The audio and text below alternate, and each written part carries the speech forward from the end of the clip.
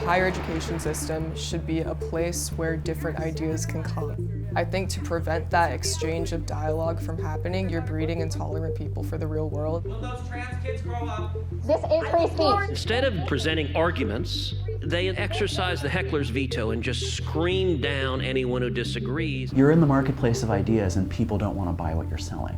That's not the same thing as being shut out. I cannot even imagine how I would feel if my child came home with this type of book. We have the freedom to express our own opinions and our perspectives in America. This concerning wave of censorship has malicious intent to uphold the status quo. Censorship is not the legacy to create.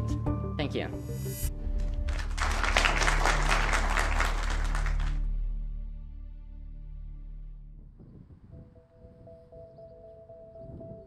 For the longest time, I think I've known just I'm more conservative in my values and beliefs. When I first entered Emerson College, what I had thought was a school of many different ideas and acceptance and diversity. I guess that's what brought me to join that school. I came to find that that was not the case through some of my experiences.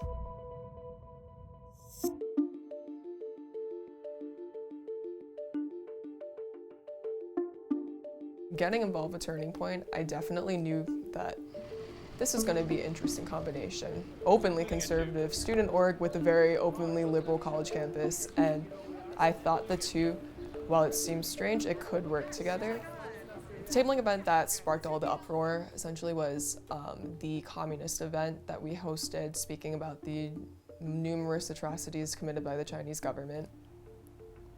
China kinda sus was a phrase chosen by the Turning Point design team, meaning suspicious, so China's kinda suspicious.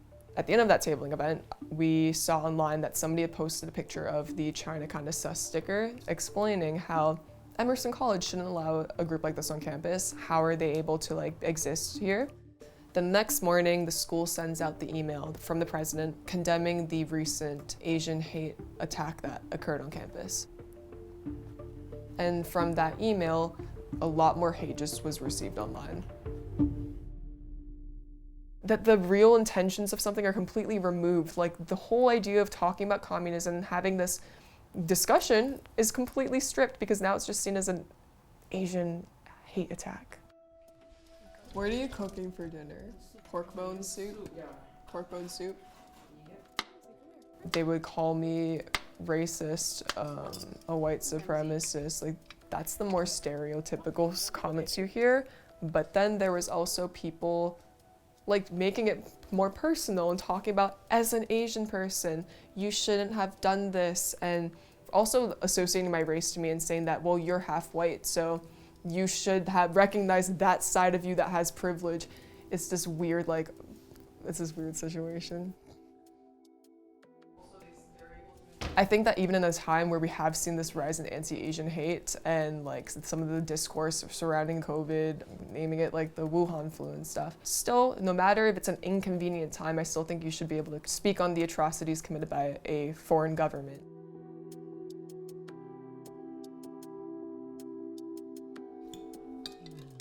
I started to realize I wasn't even discussing stuff in class. I was keeping all my thoughts to myself, didn't want to invade in anybody's space. I was also timid that people wouldn't want me to speak in the classes. Yeah, I definitely self-censored for that after. And it was just very stressful, and I couldn't be on that campus and thrive in the ways I wanted to, so I had to get myself out of it.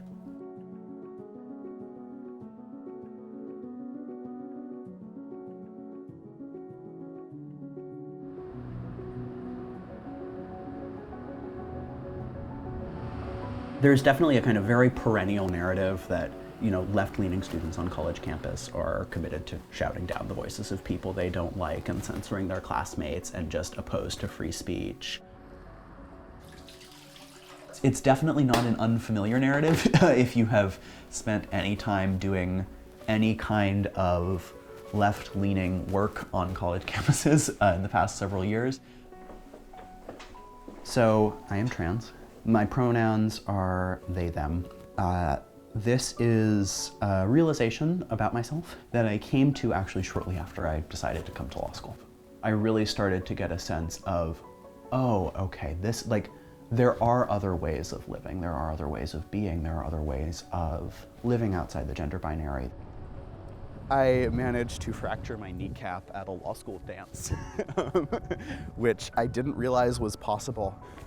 So this is the law school right here. If you go in that main entrance and just kind of walk straight, that's the hallway where the actual demonstration happened. There is new video emerging of a protest at Yale Law School last week, moments before the cops had to be called in. As you know, Yale has a policy of freedom of speech.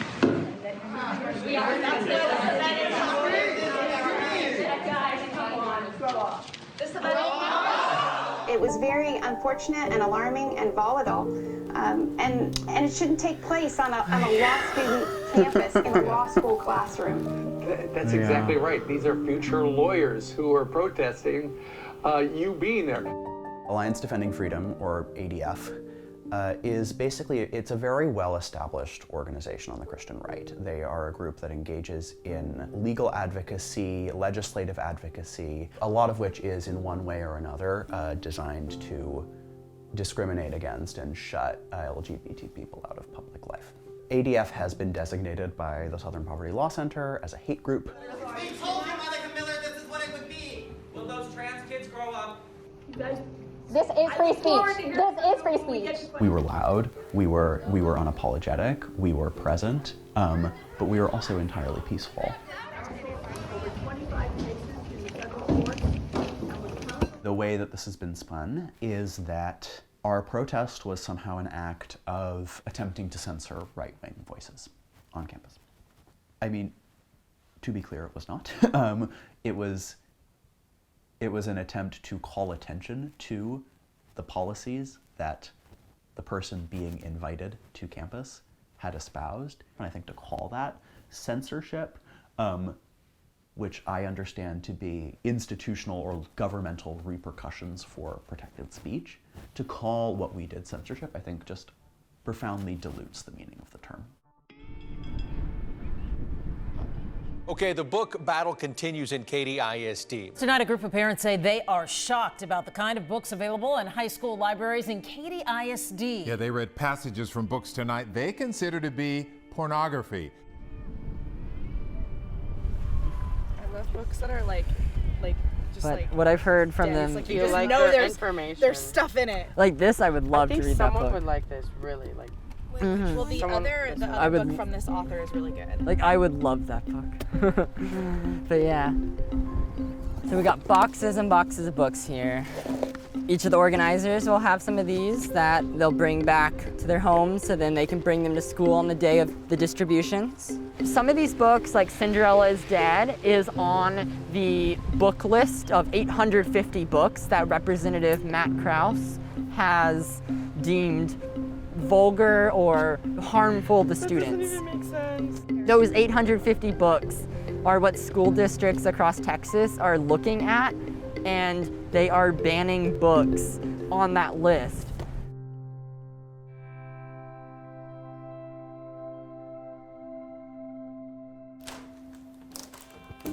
The bread's here.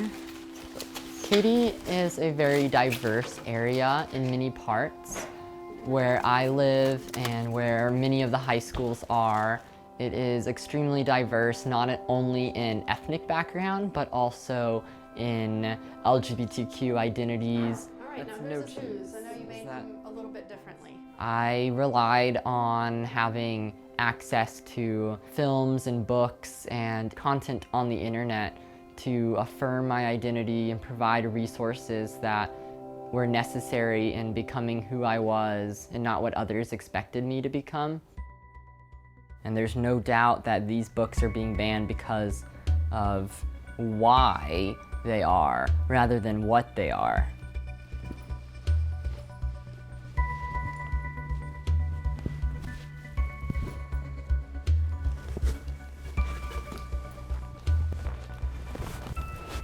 So, how's your morning going?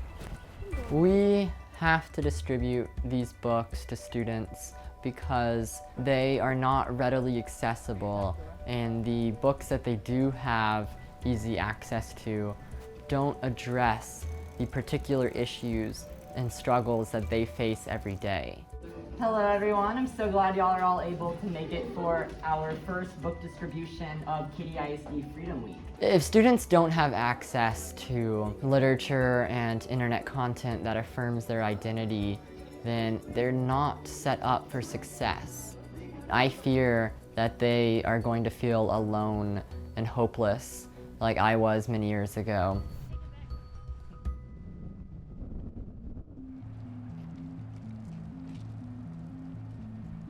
I love Boston so much, and I literally just applied to schools in Boston because I love the city. So it's like kind of nostalgic and bittersweet to be back. I don't think that because I left Emerson, it means that this like passion and this drive I had for getting involved with Turning Point, that's just completely gone.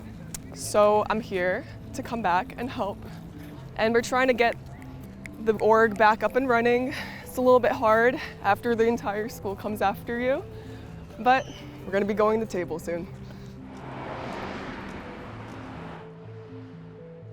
Hi! How you doing? Hi, buddy. Where's all your stuff?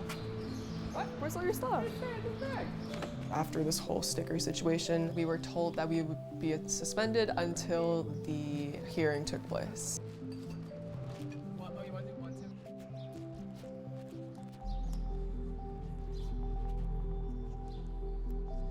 Apparently we're not allowed to like display that banner over there because it says Emerson College and we're not allowed to choose our name, so let's just take it down. No, let's just cover this. No, we can cover it with Emerson kind of stuff stickers. Yeah. Right now, Emerson Turning Point is currently an unrecognized club at Emerson. Like a lot of our members, even the people who are like very, very like loyal members, they don't want their faces out because they have to live on campus and they are reasonably afraid of the backlash. Hi, do you guys want chocolate, Constitution, or a sticker? I'm alright. Okay, if you want to stop by, stop by.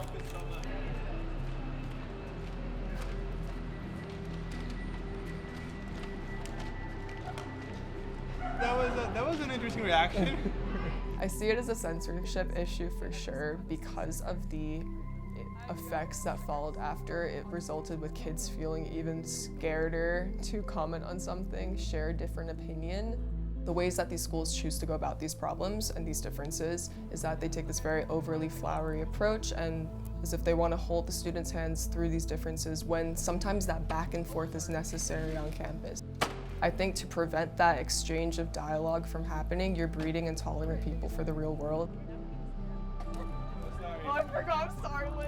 The higher education system should be a place where different ideas can come and different thoughts and beliefs can be communicated. Just college campuses have not been a place of intellectual diversity for the longest time now. Bro, this is the dirtiest our house has ever been, okay? It's because KJ just got here yesterday. You should do like a 1910 or something. The sock? The fact that you can't even take this. So from the aftermath of all of this, basically our advisor, he dropped out and we struggled to find another advisor to keep this club going and to stay recognized as a student organization. So Sammy emailed every single professor at Emerson. Every single one. All turned down or no response, right? Nobody actually thought, not even for a second, that we actually woke up one day just hating Asian people and just like intentionally giving out anti-Asian stickers. Nobody actually thought that. But those people, they just hated us, you know? And this hatred did not start with the sticker. It started because we think differently, you know? So they just saw this as an opportunity to get rid of the one group on campus who actually has different values. I know that I don't feel comfortable speaking out. Like part of what you like see the college experience like speaking to your friends and like not being afraid. And I guess like I just don't think that I have the ability to be myself and not worry about people attacking me for it. I stopped speaking out in class after a while because I just was like, it's not worth it. People are just tired of this. People are just tired of not being able to speak. It's the same thing. Like, I'm in the arts. It's supposed to be about expression. But when you're told every form of expression you have is a problem or problematic in some way and everything needs to be amended to fit someone else's views that aren't yours, the correct set of views. It's like social pressure, and it's kind of like a form of like social conditioning. If you actually want to win people over, you have to talk to them, you have to meet them where they are, and you have to, you know, try to find common ground and work with people which you disagree. You know, I like to joke that as a communist, I'm very far from what a lot of these people here believe. I'm around them because, you know, the people who might, in theory, have more in common with me ideologically, they don't want to talk. The smaller disagreements it's a deal breaker for them. But, you know, these people are willing to talk. I love Yale. This is my alma mater. Senator, what's going on in the Ivy League? Look, what happened to Yale Law School, what's sad about that is it's not unusual. Yeah. You see it happening at universities all over the country where speakers come in, instead of doing what one would imagine Yale lawyers would be capable of doing, which is presenting arguments and reasoning, they instead try to exercise the heckler's veto and just scream down anyone who disagrees.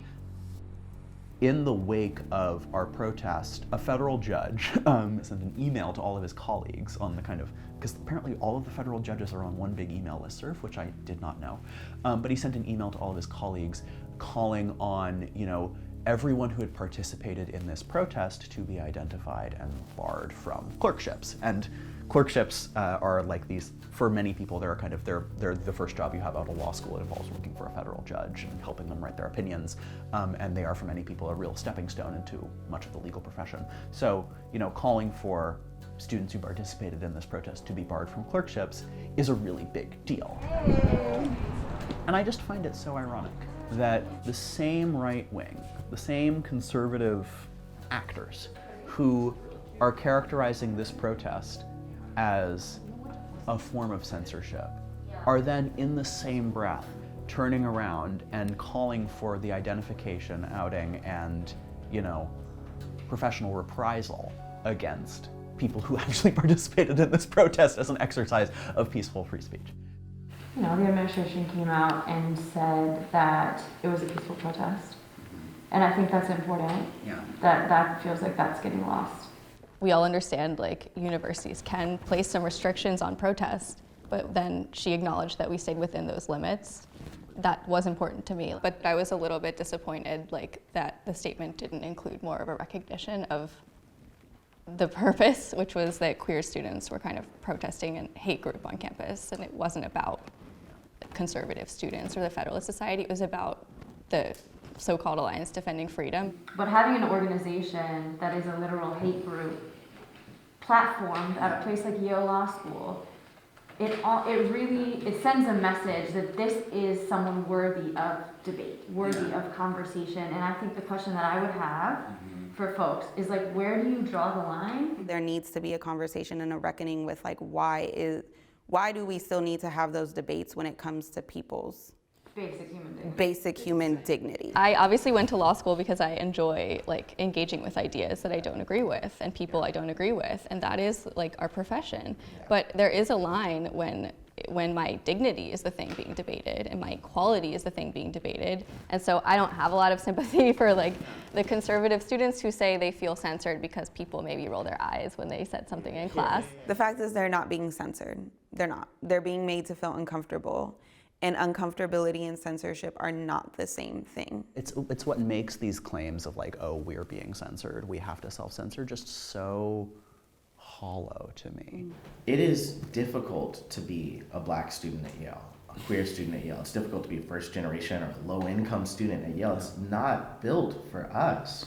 It's not built broadly for people who are different. Like, Yale is built for the people who've been coming here for 300 years. It's like, maybe what's happening is when a school gets more diverse, these things are less rhetorical. Right. Now you have to look at the person whose rights you're exactly, trying to take away, and you're looking at me, right? And when I wasn't here before, I wasn't in this space. You're actually looking at me, and I think that that's, like, part of what's at the heart of their censorship. You know, that they really do fear that equality actually means less rights for them. Sorry, I lost my place. I didn't want to buy this book. I didn't want to spend my money on this filth, and it's in our libraries. Then you got down on your knees, told me to close my eyes, and then you began oral on sex. It was the strangest feeling. I didn't have a handbook to learn sexually as a queer boy. My crash course was happening right in front of me. You know what? Black Lives Matter appears in the book, as does Bleed the Pigs. So that's how critical race theory indoctrinates our children. I cannot even imagine how I would feel if my child came home with this type of book. More and more books are being targeted, and we continue to be outnumbered, at least in Katy ISD, by the number of parents and community members who want to censor and ban books. They're treating their movement as a parent-first movement, where our movement has been student-focused. We're prioritizing students, and we need to build momentum, which unfortunately we don't have, but we are not going to stop.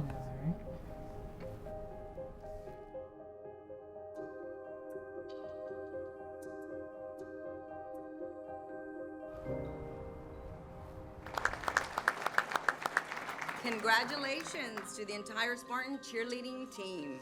At this time, the Board of Trustees will give members of the public an opportunity to speak in accordance with Katy ISD Board Policy BED Local.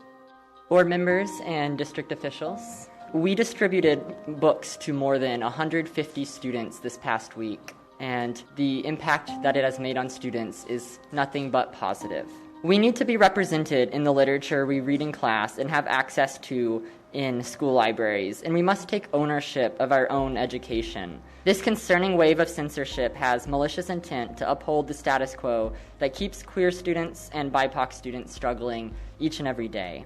Censorship is not the legacy to create. Thank you.